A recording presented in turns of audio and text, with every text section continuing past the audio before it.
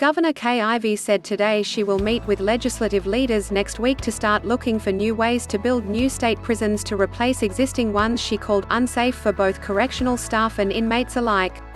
Ivey announced the firm meeting plan while in Huntsville for 2 public appearances. She said last week that her plan to lease new privately owned prisons is no longer an option after investment companies backed out of the deal. "We're meeting with legislative leaders next week to explore options. But it will move forward," she said.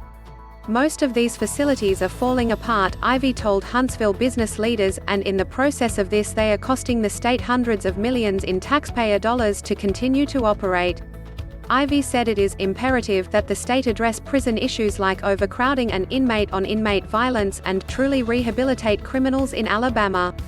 "If we fail to solve this issue, the Department of Justice will come in and step in and take over," Ivey said, "which is something we cannot afford to let happen here in Alabama."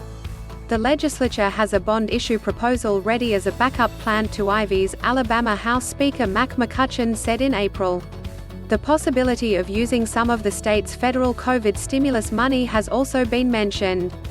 Ivey spoke for just over 12 minutes in a virtual update from Chamber headquarters in Huntsville for members of the Huntsville Madison County Chamber.